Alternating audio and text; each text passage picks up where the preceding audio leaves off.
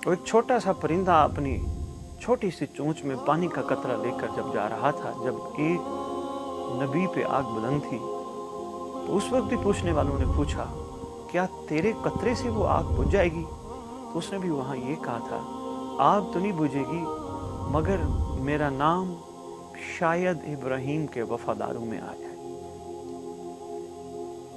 दुआ लाजिम है, दुआ वाजिब है, मगर आशिकीन के लिए एक छोटी सी गुजारिश करने लगा हूँ। बहुत अहम नुक्ता है, ज़हन नशीन कीजिएगा। है आरिफीन आशिकीन के लिए, मुखलिस मुंतज़रीन के लिए, नासिरीन इमाम ज़माना अलैहिस्सलाम के लिए बहुत अहम नुक्ता है, ज़हन नशीन कीजिएगा। आरिफीन ने, उलमाए हक्का ने ये बात लिखी है। वो फरमाते हैं कि दुआ ज़ाहिरन आखिरी हरबा होता है। मसलन अगर कोई पानी में डूब रहा है, अगर वो तैर सकता है तो उसे हाथ पांव मारने चाहिए। जब बचने की उम्मीद ना हो, फिर वो कहे, अल्लाह मुझे यहाँ से तू ही बचा सकता है। आशिकीन इमाम ज़माना, नासरीन इमाम ज़माना, आरिफीन इमाम ज़माना, मोहम्मद वाले मोहम्मद के खवास आला इल्लीयीन लोगों, जहाँ तक मेरी आवाज़ पहुँच रही है, आज तुम्हारी ड्यूटी ये है कि तुम सबसे पहले ज़हूर इमाम की राह हमवार करो। दुआ बेशक ठीक है, पहले ज़हूर इमाम की राह हमवार करो। पहले अपनी ज़िंदगी में तब्दीली लाओ, अपने किरदार को खूबसूरत बनाओ, अपने अंदर कमाल पैदा करो, और उसके बाद फिर जितना कर सकते हो अपने मौला के लिए करो। उलमाए हक्का को बुला के अपनी मजालिस में, अपने महफिल में हक़ूक़ इमाम ज़माना बयान करवा के रैयत में इरफान इमामत वाज़े और मजबूत करने की कोशिश करो। महफ़िलें रखाओ घरों में, दुआए नुदबा, ज़ियारत नाहिया, दुआए अहद, हदीसे के साथ, दुआए कुमैल के साथ साथ, ये तुम्हारे करने वाले काम हैं। बुलाओ खतीबों को, पढ़ने वालों को, कहो हमें बताओ हमारी गर्दनों पे हक़ूक़ इमाम ज़माना क्या है। ये जो बारिश से सैलाब आते हैं ना, यहाँ की बात नहीं है, पाकिस्तान की बात कर रहा हूँ, चूँकि आंखों देखे हाल है। पहले सैलाब नहीं होता, जब बारिश आती है तो सैलाब। अक्सर सैलाब के बारे में यही कहा जाता है कि ये उस बारिश के पानी का नतीजा है। तो बारिश का पानी यकदम आसमान से नहीं गिरता, कतरा कतरा गिरता है आसमान से। जब कतरा कतरा गिरता है तो वो फिर एक बड़े पानी की शक्ल अख्तियार कर लेता है, सैलाब की शक्ल अख्तियार कर लेता है। हर बंदा जब अपनी जिम्मेदारी महसूस करेगा, मैं तकसीम नहीं करता, नमाजी अलहदा हैं, मातमी अलहदा हैं, जुलूस वाले अलहदा हैं, नहीं, सब एक है। मेरी निगाह में सब एक है, और इंशाअल्लाह ये सब एक है। यहाँ कोई तफरीक नहीं है।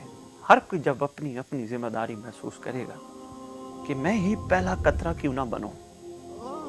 जिस तरह एक आरिफ शख्सियत बड़ा खूबसूरत जुमला फरमाते हैं, वो फरमाते जुमे वाले दिन, जैसा कि आज का दिन गुजरा है, जुमे वाले दिन नमाज जुमा में 11 इमामों के नाम पे आप खड़े नहीं होते, वक्त के इमाम के नाम पे आप नमाज जुमा में खड़े हो जाते हो।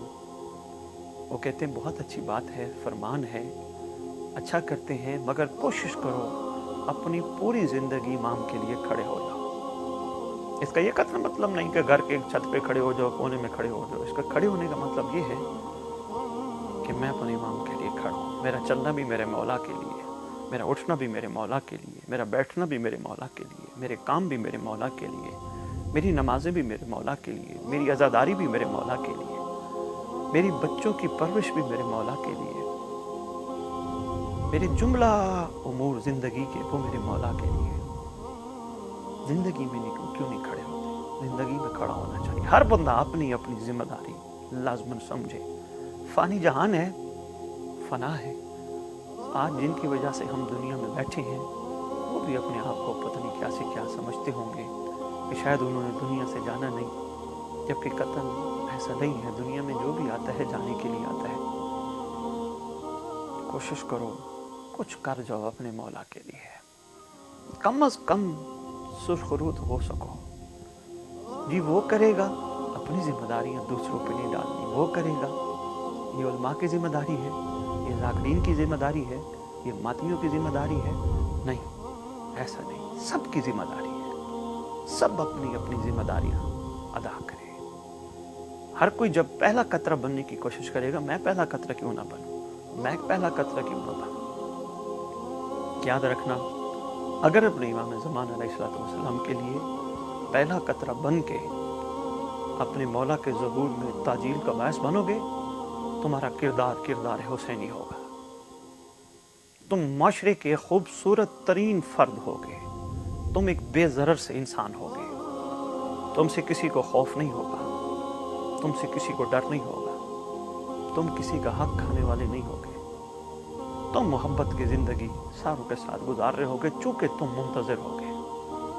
तुम्हें पता है कि बदखुई भी हो रही होगी, तुम्हें पता है इस बदखुई का जवाब बदखुई से दिया जरूर जा सकता है, लेकिन तुम्हारी कोशिश होगी मैं अपनी वो ज़बान गंदी क्यों करूं कि जिस ज़बान से मैंने अपने इमाम को लब्बैक कहना है। कहीं अगर लाहो लाभ की महफिलें भी होगी, कोशिश करोगे कि मैं अपने कान क्यों गंदे करूं जिन कानों ने सदाए मौला सुनी है। सदा क्या बुलंद होगी, जाओल हक के ज़हकल बातिल इन्नल बातिला काना ज़हूका।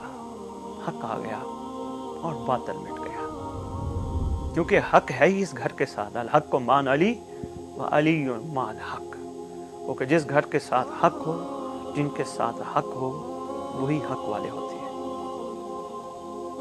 मगर हक अभी आना है, अभी हक के कुल्ली का इजहार होना है, क्योंकि नारा ही यही बुलंद, जाल हक को वज़हकल बातिल।